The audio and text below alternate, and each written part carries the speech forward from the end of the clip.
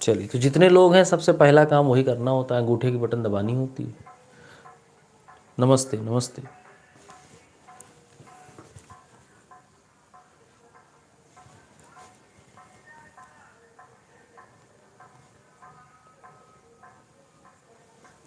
अब यार रामायण कहीं भी हो, क्या किया जाए, हो रही है ना, कहीं हो रही होगी, मुझे उसकी जानकारी है नहीं। पढ़ा लें तो फिर पूछने जाएंगे। ठीक है, चलिए स्टार्ट करते हैं क्लास आज की। प्रसून, दबा दिया हूँ सर अंगूठे का बटन। अरे बिल्कुल यार, बिना उसके काम ही नहीं होगा, है ना। चलिए स्टार्ट करें फिर, फटाफट से ज्वाइन हो जाइए सभी लोग। अच्छा, इसके पहले देखो हम लोगों ने पढ़ लिया था, ये लिखा रह गया, तो थोड़ा सा एक बार जो पिछली क्लास में नहीं आए थे उनके फ़ायदे की चीज़ है ये ना। तो पिछली क्लास में हमने पढ़ा था ओम का नियम का सत्यापन। ठीक है, तो ओम के नियम का सत्यापन क्या होता है ये हम लोगों ने पढ़ा था, जिसमें हमने ये देखा था कि एक सेल में कितना वोल्ट होता है, 1.5 वोल्ट। तो दूसरे वाले सेल में कितना होता है, 3 वोल्ट। और क्या, चौथे में, पाँचवें में। तो हमने क्या किया था, सेल की संख्या को बढ़ाया था। हमने क्या किया था, सेल की संख्या का बढ़ाया था, संख्या को बढ़ाया था।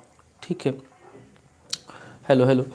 तो हमने क्या किया था, जैसे जैसे सेलों की संख्या बढ़ाई थी, यहाँ एक सेल था तो 1 एम्पियर, 3 सेल था तो, सॉरी 2 सेल था तो 3 वोल्ट 2 एम्पियर, और 3 सेल था तो 4.5 वोल्ट 3 एम्पियर। उसके बाद क्या, 4 सेल हुआ तो कितना एम्पियर, 4 एम्पियर हो गया था। तो लेकिन जो प्रतिरोध था वो क्या था, कांस्टेंट था। प्रतिरोध क्या था, कांस्टेंट था, रेजिस्टेंस कांस्टेंट था। ठीक है, तो इसी को आगे आज बढ़ाएंगे और हम लोग पढ़ने वाले हैं रजिस्टिविटी। ठीक है, तो जिन्होंने नहीं देखा है ये पिछला वाला क्लास, जाके एक बार देखिएगा। ठीक है, तो आपको ये सारी चीज़ें बहुत डिटेल में मैंने बताई है वहाँ पे। आज हम लोग पढ़ने वाले हैं क्या बच्चों, आज पढ़ेंगे रजिस्टिविटी। इसको हिंदी में क्या कहते हैं, प्रतिरोधकता। बहुत इंपॉर्टेंट है, वहाँ से बहुत सारे न्यूमेरिकल क्वेश्चन बनते हैं, है ना। ऐसे क्वेश्चंस जो 3 नंबर से लेकर के 5 नंबर तक में पूछे जा सकते हैं पार्ट वाइज। ठीक है, तो वहाँ से अगर आप लोग प्रिपेयर करते हैं और थोड़ा सा ढंग से पढ़ लेते हैं तो आपके काम की चीज़ है वो, है ना। तो नंबर अगर वहाँ पे आता है, वहाँ पे फंसता है क्वेश्चन, तो आप बढ़िया स्कोर कर सकते हैं। ठीक है, 3 से 5 नंबर में आता है और बहुत ही बेहतरीन क्वेश्चन बनता है। ठीक है, तो आज हम लोग क्या पढ़ने वाले हैं, आज हम पढ़ने वाले हैं रजिस्टिविटी, है ना। तो रजिस्टिविटी जिसको पता है वो थोड़ा सा कमेंट बॉक्स में बताए कि होती क्या है। अच्छा, रजिस्टिविटी किसकी होती है, किसी को कोई जानकारी है। रजिस्टिविटी अगर आप बात कर रहे हैं कि सर रजिस्टिविटी होती है, तो रजिस्टिविटी किसकी होती है, कोई बताएगा, कोई एक्सप्लेन कर सकता है। चलिए आइए शुरू करते हैं।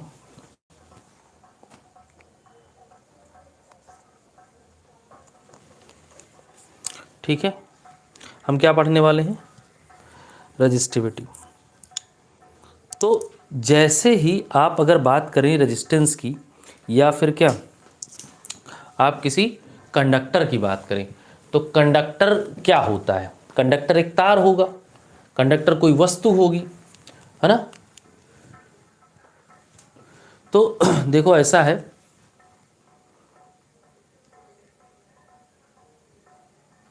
क्या लिख रहे हो यार तुम लोग।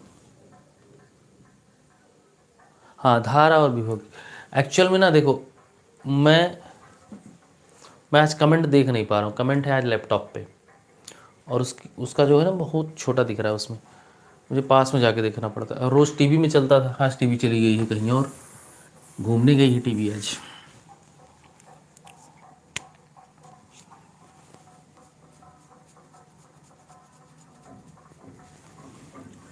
चलिए, तो हेडिंग डालेंगे रजिस्टिविटी। इसको हिंदी में क्या कहते हैं, प्रतिरोधकता। ठीक है, प्रतिरोधकता। अब ध्यानपूर्वक समझिएगा। जब जब किसी तार में करंट प्रवाहित किया जाता है, जब किसी तार में धारा प्रवाहित की जाती है, तो उसमें ध्यान से देखिएगा। अच्छा, कभी आपने ये सोचा है, पहले ये समझ लीजिए फिर उसके बाद बात करते हैं। क्या कभी आपने ये सोचा है कि हमारे घरों में बिजली कैसे आती है? कभी आपने ये सोचा है कि हम जो बिजली यूज़ करते हैं, हम जो विद्युत यूज़ करते हैं, फ़ोन चार्ज करते हैं, पंखा चलाते हैं, लाइट चलाते हैं, है ना, टीवी चला रहे हैं, कूलर चला रहे हैं, फ्रिज चला रहे हैं, ये सब कुछ जो चला रहे हैं, ये जिससे चल रहा है, ये जो विद्युत आ रही है, बिजली आ रही है, करंट आ रहा है, ये आता कहाँ से है? पहला बात। कैसे आता है? दूसरा क्वेश्चन। ठीक है, तो अगर किसी को पता है, सर वायर से आती है, हाँ, अरे वायर से तो आती है प्रभु, लेकिन सबका एक स्टेप है ना। वायर से तो आती है, लेकिन सबका क्या है, एक स्टेप है, एक सेट बना हुआ है, एक स्टेशन बना हुआ है। जैसे आप लोग अगर ध्यान दें तो आपके गांव या कस्बे या नगर या शहर के आसपास या आपके मोहल्ले के आसपास कहीं ना कहीं एक छोटा सा ट्रांसफार्मर कहीं ना कहीं टंगा होगा, है ना। किसी खंभे पे टंगा होगा, किसी चौतरे पे रखा होगा। आप ध्यान दें तो उस जो छोटा सा ट्रांसफार्मर है उसका क्या काम है ना। तो वही ट्रांसफार्मर से हमारा काम शुरू होता है ना। पावर हाउस से। अंश पावर हाउस में कहाँ से आती है? बढ़िया क्वेश्चन है ना कि सर बिजली पावर हाउस से आती है। पावर हाउस में कहाँ से आती है? तो कहीं से तो आती होगी ना। पावर हाउस में भी तो कहीं से आती होगी। तो जहाँ से पावर हाउस में आती है वहाँ की बात करते हैं। तो ध्यान से समझिए, आपने नाम सुना होगा पावर प्लांट की ना। पावर प्लांट, ठीक।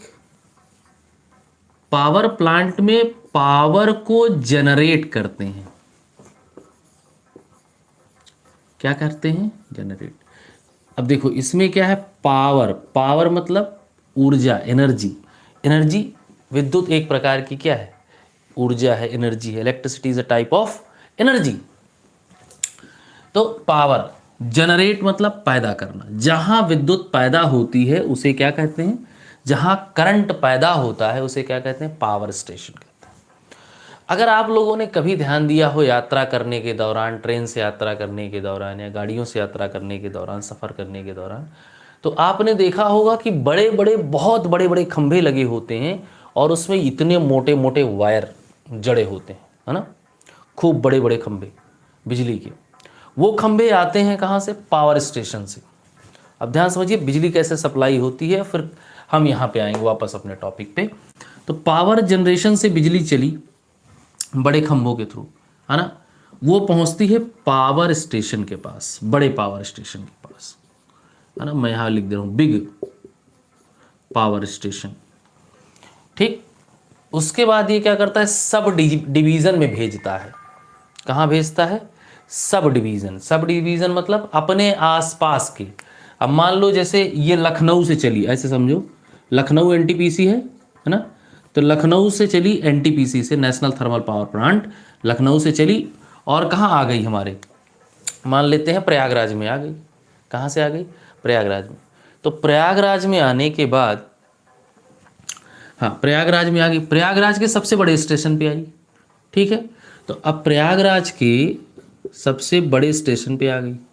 अब क्या होगा, प्रयागराज इतना बड़ा शहर है और प्रयागराज इतना बड़ा जिला है, तो हर जिले में जानी है ना।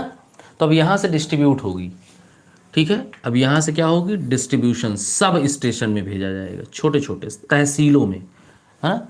कहाँ भेजा जाएगा? तहसील के आसपास बनाया जाता है स्टेशन, ठीक है। तो वहाँ से, ठीक है, तो उन तहसीलों के पास भेजा जाएगा सब स्टेशन, ठीक है, सब पावर स्टेशन के पास। मान लो 3 थे। अब ये सब पावर स्टेशन क्या करेंगे, किसी गांव या नगर या कस्बे के पास छोटा छोटा पावर स्टेशन बना रहता है, ठीक है। तो एक छोटा पावर स्टेशन, अब यहाँ से कई पावर स्टेशन से कनेक्शन रहता है इनका। मान लो एक छोटा सा पावर, स्मॉल, है ना, स्मॉल पावर स्टेशन। अब ये छोटे पावर स्टेशन, अब ये क्या करता है, अपने चारों तरफ 50 गांव को बिजली दे रहा है, 50 विलेज को बिजली दे रहा है। अभी 50 विलेज तक बिजली पहुंचती कैसे है सर? पावर हाउस से तार निकलता है, हमारे घर पे आके गिर जाता है? नहीं भाई, अब वहाँ से सुनिए, शुरू करिएगा फिर से। तो जो स्मॉल पावर हाउस वाला है ना, आपके गांव के पास वाला 2-3 किलोमीटर पे होगा, तो ये वाला क्या करता है, आपके घर के या आपके गांव के बाहर एक ऐसे डबल पोल लगाएगा, बड़ा वाला खंभा, ठीक। और ये अपने पास से क्या 11,000 वोल्ट पोटेंशियल डिफरेंस का क्या भेज देगा, करंट भेज देगा। कितने का? 11,000 वोल्ट का, 11,000 वोल्ट का क्या भेज देगा, पोटेंशियल भेज देगा, ठीक है, मतलब वोल्टेज भेजेगा छोटा वाला। और आपके गांव के बाहर एक लगा रहता है ट्रांसफार्मर, इसमें क्या जाके ये तीनों तार जुड़ जाएंगे, तीनों वायर, फिर यहां से निकलेगा इसके दूसरी तरफ से 3 वायर ना। अब ये 3 वायर पहले अकेले अकेले चलते थे, अब आजकल इनको ब्लैक वायर में इंसुलेटर के साथ कनेक्ट कर दिया, अब ये ऐसे जलेबी बन के चलते हैं तीनों इसी के साथ ना, इंसुलेटर चढ़ा के, ठीक। पहले क्या होते थे, तीनों अलग अलग चलते थे। अब इसको कन्वर्ट किया किसमें, ये 11,000 वोल्ट से कन्वर्ट हुआ 220 एवं या फिर और दो लगते हैं 440 वोल्ट। सर हमारे यहाँ तो 220 आती है, 440 आप काहे बता रहे हैं? बिल्कुल, आपके खंभे पे दोनों दौड़ रहा होता है, 220 और 440, ठीक है। हाँ, लाइट की चोरी ना हो इसलिए इस पे क्या चढ़ा दिया गया, इंसुलेटर कवर चढ़ा दिया गया। अब ये जो 440 वोल्ट वाला है, ये जानते हो ये पावर के लिए यूज होता है, जैसे कहीं चक्की लगी है, आटा मशीन लगी है ना, किसी को ज़्यादा पावर चाहिए, मोटर चलाना है, तो ये उसके लिए यूज़ होता है 440 वोल्ट, हाई पावर मशीन्स के लिए। और 220 आपके होम अप्लायंस के लिए, है ना। तो ये जो 220 वाला है, इसी को आप अपने घर में आराम से लगा करके और पंखे की हवा खाते हैं, है ना। यहाँ से आ जाता है, एक खंभा आपके बगल में गाड़ देंगे सिंगल वाला, यहाँ से क्या आप अपने घर में लगा लेते हो एक वायर और चलने लगती है सारी कहानी। लेकिन सबसे बड़ी चीज जानते हैं क्या है, इन सब के बीच में एक एलिमेंट बैठा है, क्या? वायर। अब ये जो है ना, ये है वायर।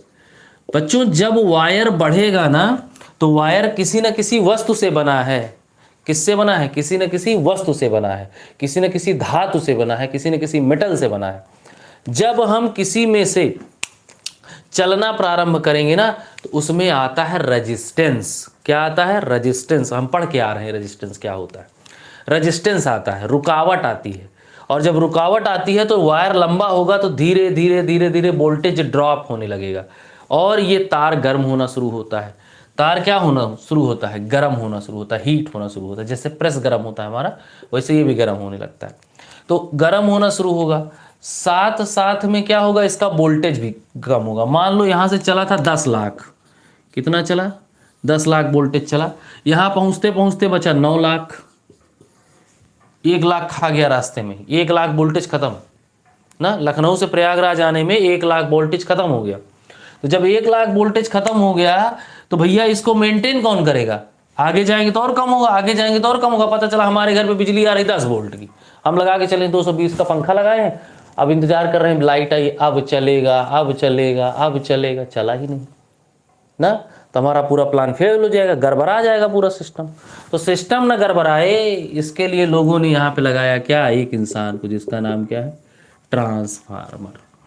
तो बिग पावर स्टेशन पे जाइए तो बहुत बड़ा ट्रांसफार्मर लगा होता है ना, या फिर बहुत बड़े बड़े कई ट्रांसफार्मर लगे होते हैं, ठीक। अब होता है यहाँ से शुरू, इनके ट्रांसफार्मर से उठा के यहाँ पे भेजा गया, तो यहाँ भी बड़ा बड़ा ट्रांसफार्मर लगा दिया जाता है, ठीक। अब ये बड़े वाले ट्रांसफार्मर क्या करते हैं? पोटेंशियल को बढ़ा देंगे, वोल्टेज को बढ़ा देंगे, धारा को कम कर देते हैं। और जब वोल्टेज को बढ़ा देते हैं ना, दौड़ के धारा जाती है, और हमारे बाहर जो गांव के बाहर रखा है वहाँ कितना आ जाता है? 11,000 आ जाता है। अब ध्यान से समझिए, हमने क्या सीखा? हमने ये सीखा कि जैसे जैसे तार की लंबाई बढ़ाते जाएंगे, प्रतिरोध बढ़ता जाएगा। हम जैसे जैसे तार की लंबाई बढ़ाते जाएंगे प्रतिरोध क्या होता जाएगा, बढ़ता जाएगा। इसका दूसरा एग्जाम्पल आप देख लीजिए, गांव में जितने लोग हैं पुराने लोग, उनसे पूछिएगा जब खुला तार चलता था तो कटिया मारते थे ना। अब ध्यान समझिए कटिया कैसे लगती थी। मान लो एक खंभा यहाँ है, इधर से तार आया है, तार इधर से आया, धारा इधर से आ रही है, तो यहाँ पे मान लो किसी ने तार जोड़ दिया, ऐसे कटिया मार दी ना। तो दूसरा वाला जानते हो इसके बाद नहीं लगाएगा, इसके पहले कटिया मारेगा। सर इसके पहले कटिया काहे मारा जा रहा है? इसके पहले कटिया इसलिए मारा जा रहा है कि पहले आओ पहले पाओ। बात समझिएगा, तो पहले आओ पहले पाओ। जो पहले आएगा उसमें धारा पहले चली जाएगी, करंट पहले चला जाएगा, और जिसमें करंट पहले जाएगा उसके यहाँ वोल्टेज ज़्यादा होगा, आय है बल्ब तेज चलेगा। और जिसका लास्ट में लगा है उसके यहाँ जो बचा वो मिला।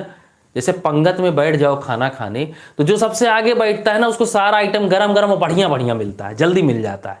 और जो लास्ट में बैठा है एकदम पीछे, आय दादा पता चला कचौड़ी पहुंची तो एक तो बची है, सब्जी पहुंची तो ठंडी हो चुकी है ना। तो यही कहानी होती है। तो वही कहानी धारा के साथ, जो पहले मिलेगा उसके यहाँ पहले चली जाएगी ना, जो बचेगी अगले वाले के, फिर अगले वाले के, फिर अगले वाले। तो यही कहानी क्या, तार जब लंबा होने लगता है तो पोटेंशियल गिरने लगता है, विभवांतर कम होने लगता है, और जब विभवांतर कम होने लगेगा तो मामला गड़बड़ा जाएगा। ठीक है, जिसकी वजह से हमें क्या करना होता है, हमें बिठाना पड़ता है बीच बीच में ट्रांसफार्मर, उस धारा को बहाने के लिए और उस पोटेंशियल डिफरेंस को या फिर क्या वोल्टेज को मेंटेन करने के लिए। ठीक है, तो जब तार लंबा होगा तो क्या बढ़ेगा, प्रतिरोध बढ़ेगा। तो भैया प्रतिरोधकता किस पे निर्भर करती है, या प्रतिरोध किसके डायरेक्टली प्रोपोर्शनल हो जाएगा, वायर के लंबाई के। तो हम यहाँ लिखेंगे क्या, इतनी कहानी बताने का केवल और केवल इतना सा उद्देश्य था मेरा कि आपको ये समझ में आए कि तार जब बढ़ेगा तो प्रतिरोध भी बढ़ेगा। बात समझिएगा, जब तार की लंबाई आप बढ़ाएंगे तो प्रतिरोध भी बढ़ता हुआ चला जाएगा। ठीक है, तो अब आप यहाँ से क्या लिखेंगे, मान लेते हैं ये क्या है, हमारे पास एक छोटा सा तार है, टुकड़ा है ना। मान लेते हैं इसकी लंबाई क्या है, L है, इसकी लंबाई क्या है, L है, ये है वायर, ये क्या है बच्चों, वायर। हम लंबाई बढ़ाएंगे तो क्या बढ़ेगा, प्रतिरोध बढ़ेगा। मतलब हम लिख सकते हैं resistance directly proportional to length of wire. ठीक है, हमने क्या लिखा, resistance is directly proportional to length of wire. मतलब हम वायर की लेंथ को बढ़ा दें, मतलब R directly proportional to L। Equation number first. Sir मजा आ गया सर, ये वाला तो एकदम क्लियर समझ में आया है ना, इसमें किसी कोई समस्या नहीं है, मैं दावे के साथ कह सकता हूं। अगर किसी को कोई डाउट है जल्दी कमेंट बॉक्स में बोलो, 30 सेकंड का टाइम दे रहा हूं, जल्दी बोलो।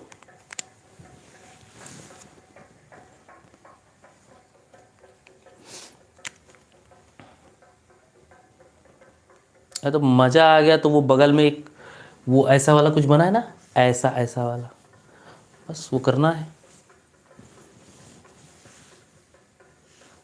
हाँ हाँ बिल्कुल, नो प्रॉब्लम, नो सर, आ गया सर, बहुत बढ़िया। चलिए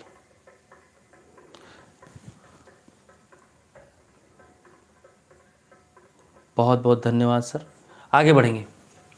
ठीक है, अब ध्यान से देखिए एक बात और। अच्छा एक बात बताओ, जैसे कभी कभी गांव में रहे हो तो खेत में पानी उनी लगाए हो, अगर नहीं लगाए हो तो दूसरा एग्जाम्पल समझो। कभी टैप खोले हो, टैप टोटी रोज़ खोलते हैं सर, सुबह शाम वही तो करते हैं, स्कूल जाने से पहले, स्कूल आने के बाद, यही तो काम करते हैं। और कोई काम है, खाना है, जाना है, और क्या है ना। तो ध्यान से सुनो, समरसीबल वाला पाइप देखा है, मोटा सा होता है, खूब सारा पानी फेंकता है, फेंकता है कि नहीं। और उसी के बगल टंकी की टोटी लगी है सर, प्यारी छोटी सी, बहुत थोड़ा थोड़ा पानी आता है सर, आता है कि नहीं आता है। रीजन क्या है, रीजन, रीजन बताओ, रीजन क्रॉस सेक्शनल एरिया, मोटाई, क्रॉस सेक्शनल एरिया, शुद्ध हिंदी में अनुप्रस्थ काट का क्षेत्रफल ना। तो जब क्रॉस सेक्शनल एरिया कम होगा तो पानी कम आएगा, पाइप पतली है, अरे बोलो हाँ। और जब पाइप मोटा होगा तो पानी ज़्यादा आएगा, मतलब क्रॉस सेक्शन एरिया क्या है, ज़्यादा है। पाइप पतला तो पानी कम, पाइप मोटा तो पानी ज़्यादा, अरे बोलो हाँ। तो कहानी वही है, क्या समरसीबल का पाइप खूब सारा पानी, टोटी खोलोगे सर पानी कम आएगा, ठीक है। उसके बाद यही सेम कहानी वायर के साथ है, सेम कहानी वायर के साथ है। तार जितना मोटा होगा इलेक्ट्रॉन धड़ाधड़ धड़ाधड़ धड़ाधड़ धड़ाधड़ जाएंगे, और जब इलेक्ट्रॉन धड़ाधड़ जाएंगे तो गर्म कम होगा, और जब गर्म कम होगा तो रेजिस्टेंस कम होगा, रेजिस्टेंस कम होगा तो मजा आएगा, मतलब वोल्टेज ड्रॉप कम होगा। इसीलिए जब एक जगह से दूसरी जगह बिजली पहुंचाई जाती है तो लोड ज़्यादा होता है तो तार मोटा कर दिया जाता है ना। तो तार मोटा करने का मतलब क्या है भैया, मतलब हम यहां कह सकते हैं कि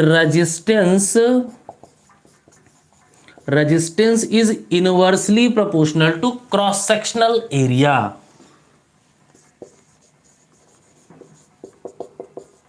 क्रॉस सेक्शनल एरिया, अब जितने लोग को क्रॉस सेक्शनल एरिया नहीं समझ में आ रहा है वो ध्यान दीजिए, ये जो बड़ा सा तार दिख रहा है ना, ये वाला, ये वाला पार्ट है ना, ये मेरा मार्कर है, तो मार्कर का ये वाले पार्ट को बोलते हैं क्रॉस सेक्शन, और इसका जो एरिया है वो हुआ क्रॉस सेक्शनल एरिया। आगे बढ़ेंगे तो हमने क्या लिखा, resistance is directly proportional to 1 upon cross sectional area. इस एरिया को डिनोट करते हैं कैपिटल ए से। किससे डिनोट करते हैं, कैपिटल ए से। तो यहां से लिखेंगे R inversely proportional to 1 upon A, ये आया समीकरण नंबर 2। यहां तक में किसी कोई दिक्कत,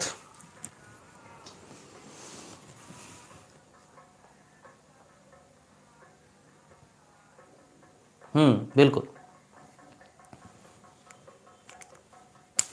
केसी टीचिंग सेंटर।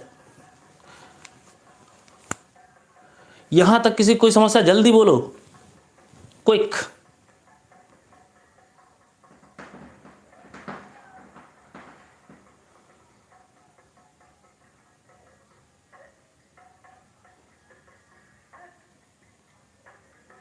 चलिए बहुत बढ़िया, आगे बढ़ेंगे, ठीक है। अब लिखेंगे फ्रॉम समीकरण नंबर 1 एंड समीकरण नंबर 2, हिंदी और इंग्लिश दोनों चल रहा है, फोकस रखिएगा। From equation first and equation second, बहुत ध्यानपूर्वक समझिए। आर के डायरेक्टली प्रोपोर्शनल एल भैया है, आर के इनवर्सली प्रोपोर्शनल 1 अपॉन ए मतलब ए भैया है। तो अब एक बात बताइए, जब दोनों एक ही लोग से रिश्तेदारी रख रहे हैं तो दोनों को क्यों ना मिला दिया जाए, म्यूचुअल फ्रेंड है फेसबुक वाले ना, कह रहे हैं कि आर के ये भी दोस्त हैं, आर के ये भी दोस्त हैं, तो दोनों को क्या कर दिया जाए, एल और ए को क्या कर दिया जाए, मिला दिया जाए। क्यों, क्योंकि ये आर के भी फ्रेंड है, एल आर का फ्रेंड है, ए भी आर का फ्रेंड है, तो एल और आर आपस में, एल और ए आपस में क्या बनेंगे, म्यूचुअल फ्रेंड बनेंगे, तो म्यूचुअल फ्रेंड बना दिया जाए, ठीक है। चलिए, तो म्यूचुअल फ्रेंड कैसे बनेंगे, ध्यान से देखिएगा। मैं लिखूंगा R directly proportional to L गुणा 1/a। ध्यान से देखो, रिलेशन में कोई खुरापाती रिलेशन में नहीं किया हूं मैं, देख लो, R directly proportional to L है, R inversely proportional to 1 upon A है। मैंने कोई बदतमीजी नहीं करी इनके साथ, रिश्तेदारी में कोई छेड़छाड़ नहीं हुई, किसी का रिश्ता किसी से कुछ नहीं बदला है। किसी कोई दिक्कत जल्दी बोलो, अगर नहीं बदला है तो इसको मैं और आसान करके लिखूं, R directly proportional to L by A. अब जैसे ही हमने पढ़ रखा है, सर हम फिजिक्स पढ़ते आ रहे हैं, जीवन भर से पढ़ते आ रहे हैं, और जैसे ही फिजिक्स पढ़ते हैं हमें पता चलता है क्या, प्रोपोर्शनलिटी हटाओगे कांस्टेंट पाओगे, बोलो हाँ, प्रोपोर्शनलिटी हटाओगे कांस्टेंट पाओगे, इनको निपटाओ, और जैसे भैया निपटेंगे बराबर का साइन आएगा, एक भैया आएंगे रो भैया, बोलो रो भैया की जय, एल अपॉन ए, ये लो। तो आर बराबर क्या आ गया, रो इंटू एल बाई ए, ये आई रजिस्टिविटी, ये आया रजिस्टर, ये क्या आया, रजिस्टर। आगे बढ़ेंगे, यहां से निकालेंगे रो। रो कैसे निकालोगे, अच्छा इसको पढ़ते क्या, कई लोग नहीं जानते क्या पढ़ते हैं, ये न पी है, न एस है, न टी है, न एल है, कुछ नहीं, इसको ऐसे ही बनाते हैं, इसका नाम है रो। क्या नाम है इसका? रोह। मैं हिंदी में भी लिख दे रहा हूँ, इसको रोह ही पढ़ते हैं और कुछ नहीं पढ़ते हैं। आगे, ठीक है, ध्यानपूर्वक देखिएगा। यहाँ तक अगर समझ में आ गया हो तो मैं इरेज करके आगे बढ़ूँ, फिर आगे और एक्सप्लेन करूँगा, क्योंकि जगह नहीं है। जल्दी बोलिए।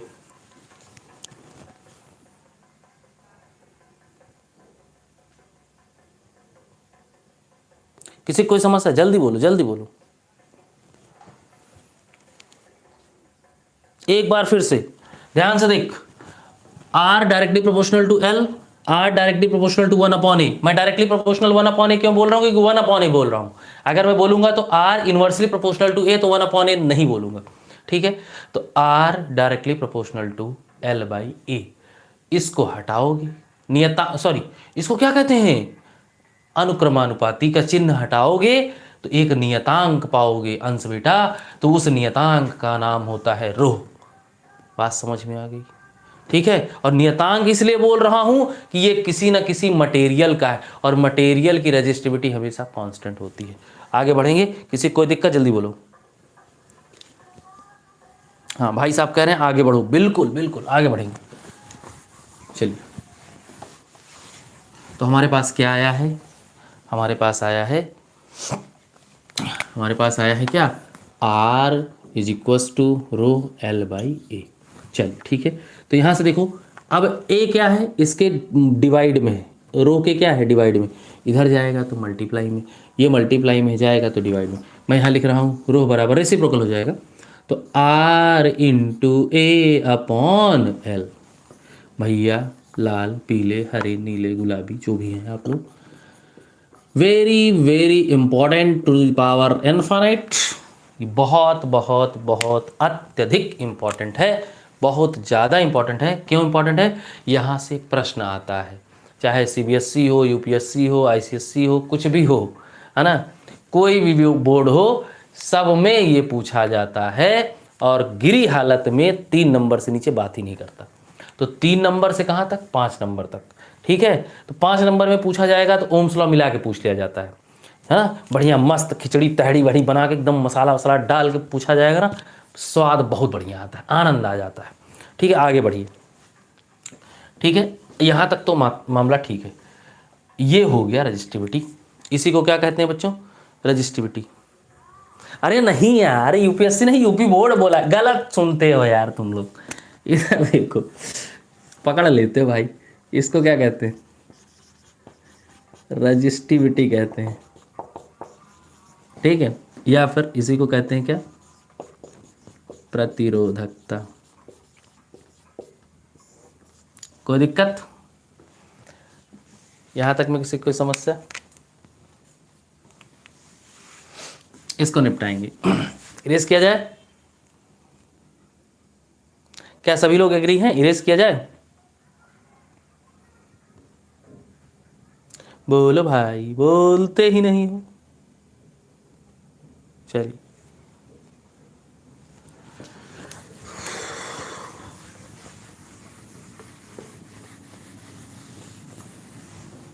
ठीक है, आगे आगे आगे।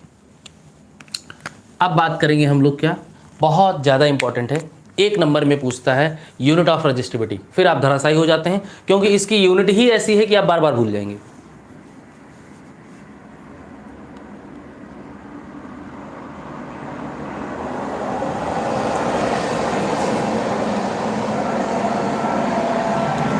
भाई वो प्रतिरोध है, वो प्रतिरोध भैया ये बैठे हैं, ये ओम का नियम। अगर ये आर बैठा है तो ओम का नियम नहीं आ सकता है ना। उनका एक वंशज यहाँ बैठा है ना, अगर ओम भैया का वंशज यहाँ बैठा है ना, ये देखो आर, तो ओम भैया का वंशज अगर बैठा है तो क्या आगे उनका रिलेशन नहीं पूछ सकता है? बिल्कुल पूछ सकता है। गलती मत करिए, आगे बढ़ते हैं। Unit of resistivity.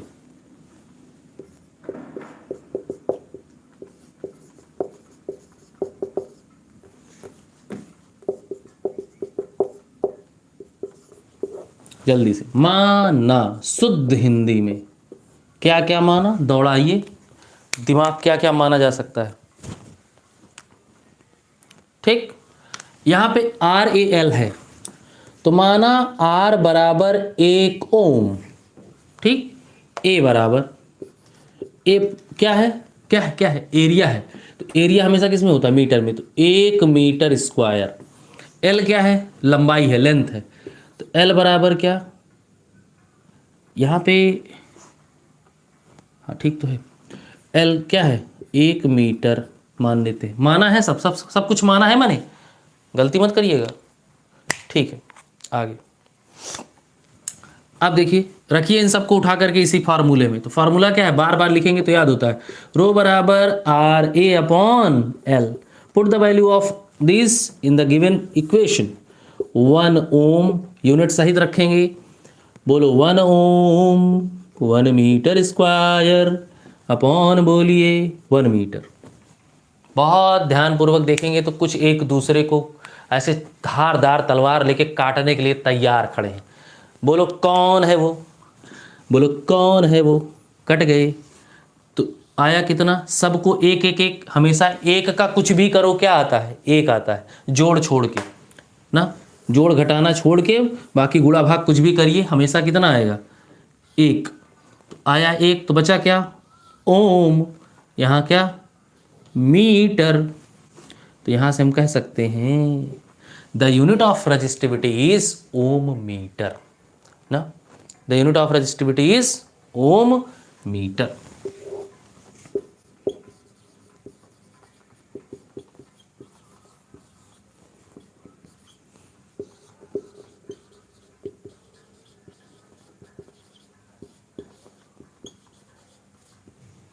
ये पूछता है, ठीक है, ये पूछता है। किसी को कोई समस्या इस वाले टॉपिक में, जल्दी बोलो।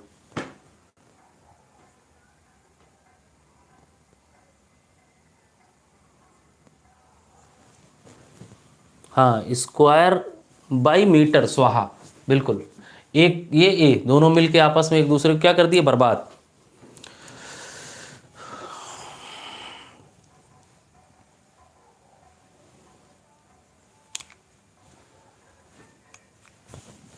किसी कोई समस्या, जल्दी बोलिए। अच्छा, आते हो देख के चले जाते हो बेशर्मों की जैसे, और लाइक नहीं करते हो ना, गंदी बात है यार, सीखा करो, कुछ मैनर सीखने होते हैं। जैसे क्लास में आते हो तो बोलते हो ना, मे आई कम इन सर, वैसे अंगूठा दबा के आया करो, सर मे आई कम इन।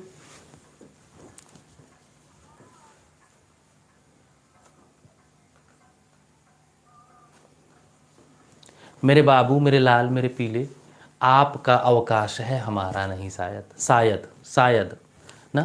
तो अगर अवकाश रहेगा तो मॉर्निंग में क्लास लगाएंगे, और एक ठो मैराथन मूड में है कल, देखते हैं अगर छुट्टी मिल गई तो कल मैराथन लगा देंगे सुबह, है ना। मैथमेटिक्स के का चैप्टर निपटा दिया जाएगा, टेक्नोमेट्रिक, एक ही दिन में एक चैप्टर समाप्त, अगर छुट्टी रहेगी तो यार, क्योंकि विद्यालय का कोई भरोसा नहीं।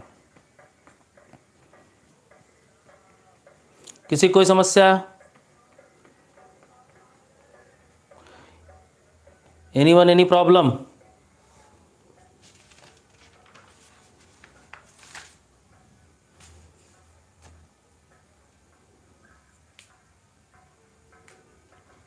किसकी डिफिनेशन पूछ रहा है,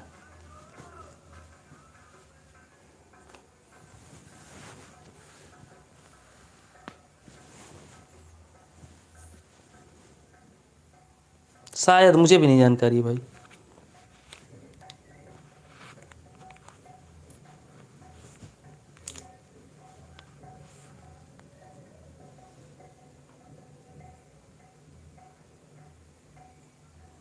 ध्यान से देखो इधर, कह रहा है इसकी डेफिनेशन बता दिए सर, बता दे रहा हूँ, ध्यान समझो।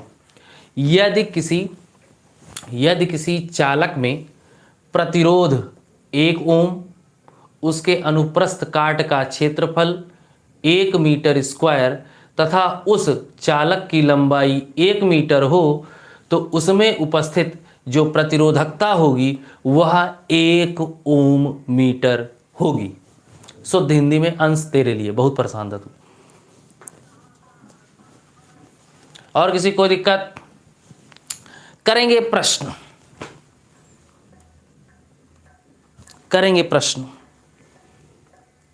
चलिए, कह रहा है एक इंग्लिश इंग्लिश, अबे तुम लोग ना मतलब प्राण ले लो, ऐसे ले आया करो, ऐसे एक्स्ट्रा उसका खून चूस लिया करो। चलो इधर एक बार हिंदी में बताओ, एक बार English.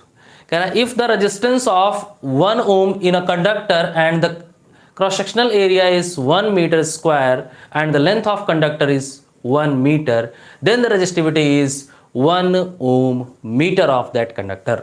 Any problem? Now we have a question and try to solve by yourself. A wire that's length is 1 meter and the diameter is 0.2 millimeter. बर्बाद हो गए सर, बर्बाद हो गए सर। कह रहा है एक वायर है, बढ़िया क्वेश्चन है, शुद्ध हिंदी वालों। कह रहा है 1 मीटर लंबा तार जिसका व्यास 0.2 मिलीमीटर है।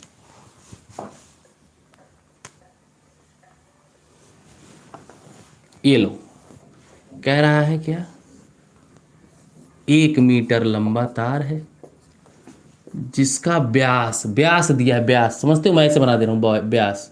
ये देखो यहां से यहां तक ये दिया है d, तो d बराबर 0.2 mm दिया है। आय हाय हाय हाय। उसके बाद क्या दिया है,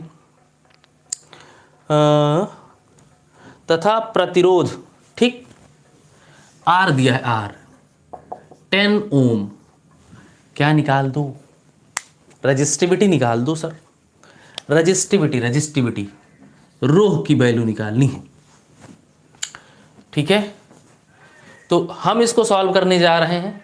आप बढ़िया आराम से सब कुछ, फ़ोन साइड में रख, सामने रख लीजिए, साइड में रखो, देखोगे फ़ोन सामने रख लीजिए, कलम कॉपी से लिखना शुरू करिए और बढ़ेंगे हम लोग कहाँ, आगे, ठीक है। चलें, ध्यान से देखिए। कल की क्लास का टाइमिंग देखो, अभी जो जिस टाइम पे चल रही है, अगर कल छुट्टी हुई तो टाइम चेंज होता है, और जब टाइम चेंज होता है तो व्हाट्सएप के चैनल पे नोटिफिकेशन आ जाता है। प्रभु 2-4-5 घंटे पहले ही मैं अनाउंस कर देता हूँ।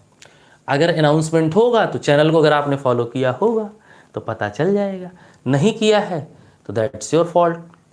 गो in the description box and click on the link and follow that channel, ठीक है। तो आपको क्या करना है, डिस्क्रिप्शन बॉक्स में जाना है, लिंक पे क्लिक करना है, चैनल को फॉलो करना है, ठीक है।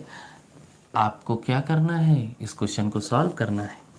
तो लगाएंगे, पहले लगाने से पहले आपको एरिया निकालना पड़ेगा। ए नहीं दिया है तो ए के लिए मेहनत करनी पड़ेगी ना। तो चलिए ए की मेहनत करते हैं।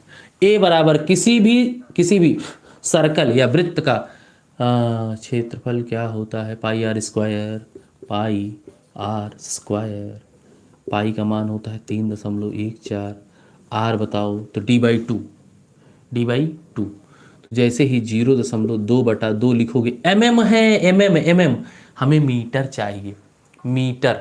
अब सर यही तो नहीं आता है, ध्यान समझिए, बहुत ध्यान से देखिए, जो बताने जा रहा हूं ये दुनिया सबसे कठिन सवाल है। 1 मीटर बराबर होता है 100 सेंटीमीटर ना, और 1 सेंटीमीटर बराबर होता है 10 मिलीमीटर। सर यही नहीं आता है, बाकी सब कुछ आता है।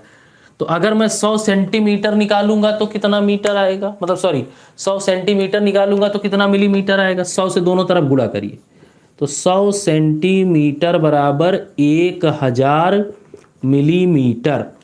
तो देखो 100 सेंटीमीटर किसके बराबर है, 1 मीटर के बराबर है, तो यहाँ पटक दो, कितना आएगा, 1 मीटर बराबर कितना मिलीमीटर,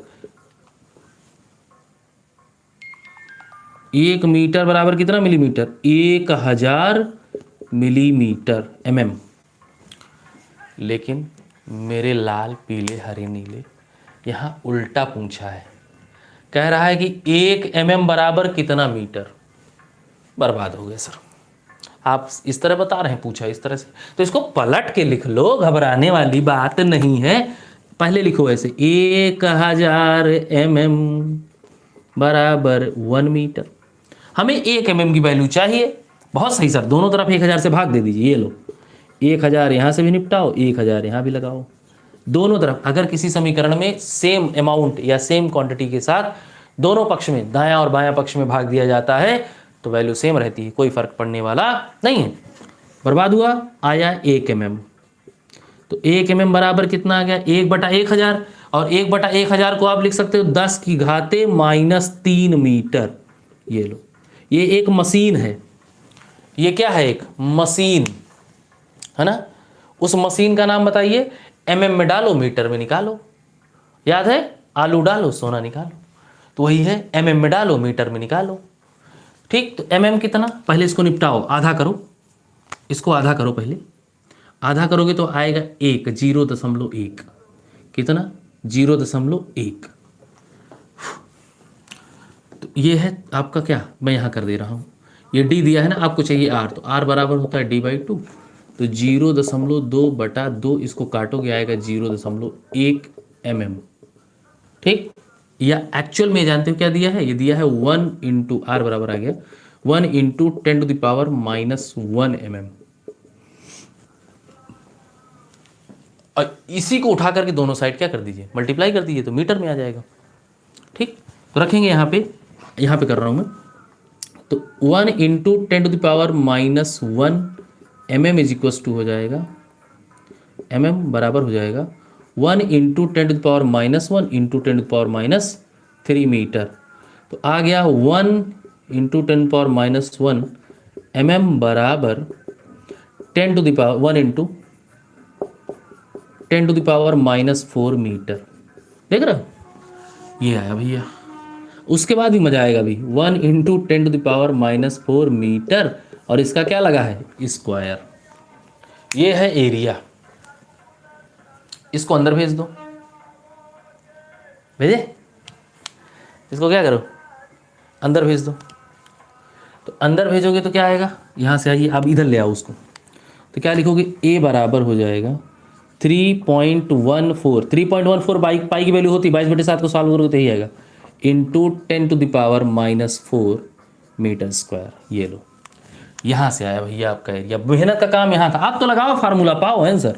रो बराबर क्या होता है, R/L।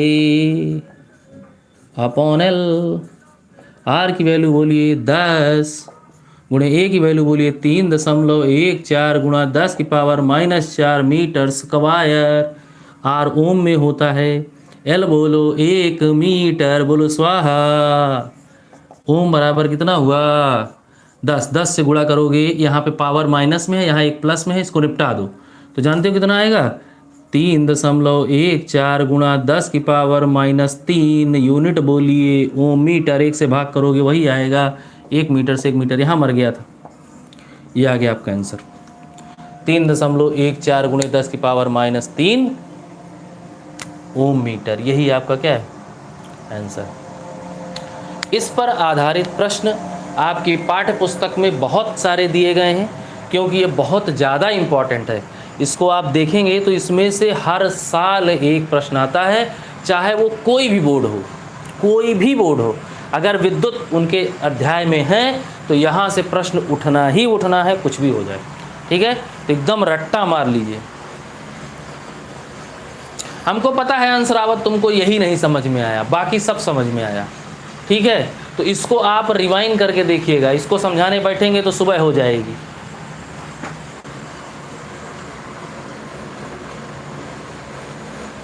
इसको आप वापस से रिवाइंड करके देखिएगा, है ना। कुछ नहीं करना है, इतना याद रखिए, एक फॉर्मूला याद रखिएगा, क्या, 1 mm बराबर होता है 1/1000 मीटर। बस इतना याद रखिएगा, आप कुछ भी कर जाएंगे, है ना। शेर हो, कुछ ना कुछ तो कर ही जाओगे। तो देखो इसको ध्यान से,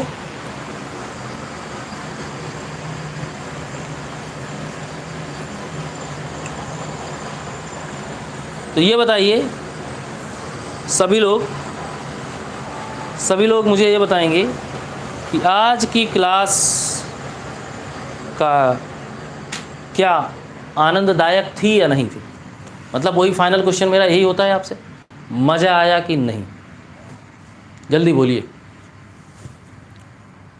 अरे बोलो यार, बोलो भाई।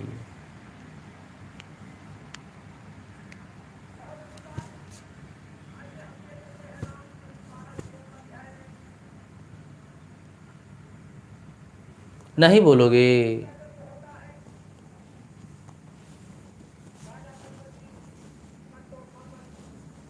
ठीक है।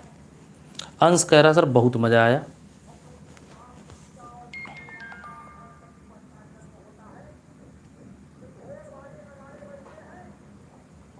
प्रसून मज़ा आ गया। थैंक्स अलॉट माय डियर, आप सबको क्लास से जुड़ने के लिए। ऐसे ही पढ़ते रहिए। अब थोड़ी क्लास ऐसे एनर्जेटिक रहेगी, उसका रीज़न ये है कि हम बोर्ड के नज़दीक आ रहे हैं, और जैसे जैसे नज़दीक आते जाएंगे आप लोगों को बहुत कुछ मिलने वाला है इस चैनल पे, है ना। तो चैनल से जुड़े रहेंगे तो प्रॉफिट में रहेंगे। अगर कल की छुट्टी होती है तो मेरा प्रयास ये है कि कल मैं थोड़ा कुछ एक्स्ट्रा आपको देने का प्रयास करूँगा, है ना। तो कल हम लोग मिलते हैं, अगर छुट्टी होगी तो, नहीं होगी तो सेम टाइम पे, है ना। सेम टाइम यही अपना 8 बजे, 8:15 बजे, ठीक है। और क्लास को रेगुलरली ज्वाइन करिए, स्किप मत करिए। स्किप करते हैं तो फिर आधा छूटेगा, आधा समझ आएगा, नहीं आएगा, क्योंकि मैं एकदम स्टेप वाइज स्टेप चल रहा हूँ, कुछ नहीं छोड़ रहा हूँ, चाहे फिर वो केमिस्ट्री हो या फिर फिजिक्स हो, ठीक है। तो क्लास 10th की केमिस्ट्री और फिजिक्स दोनों बराबर चल रही है, एकदम लाइन लेंथ में चल रही है, कुछ नहीं छूट रहा है। और एक अनाउंसमेंट मैं आपको कर ही चुका हूँ कि क्लास 12th की भी क्लासेस बहुत जल्दी रेगुलर फॉर्म में आने वाली हैं, जो कि ऐसी होगी कि 2 वीडियो में 1 चैप्टर खत्म, जिससे प्रॉफिट ही प्रॉफिट है। तो जिनका नहीं प्रिपरेशन हो पा रहा है एकदम टेंशन मत लीजिए, हम बैठे हैं आपके लिए ना, हम यहाँ मेहनत कर रहे हैं, बस आपको साथ में पढ़ना है, ठीक है। साथ में लगे रहेंगे तो आगे बढ़ते रहेंगे। बात समझ में आया कि नहीं आया? तो कहते हैं ना कि जीत उसी की होती है जो लगातार सीखता रहता है। जिस दिन सीखना बंद उस दिन जीतना बंद। तो लगे रहिए और जीतते रहिए, ठीक है। तो अगर वीडियो अच्छी लगती हो तो क्या करना है, वीडियो को लाइक करना है, चैनल को सब्सक्राइब करना है, और अगर थोड़ा सा मन करे तो क्या कर दीजिए, कमेंट कर दिया करिए, शेयर कर दिया करिए ना। इससे क्या होगा, मुझे मोटिवेशन मिलेगा और मैं और एनर्जी के साथ और बढ़िया कंटेंट के साथ यहाँ पढ़ाता रहूँगा और आपको आगे बढ़ाता रहूँगा, ठीक है। तो इसी शुभकामनाओं के साथ मिलते हैं नेक्स्ट वीडियो में, तब तक के लिए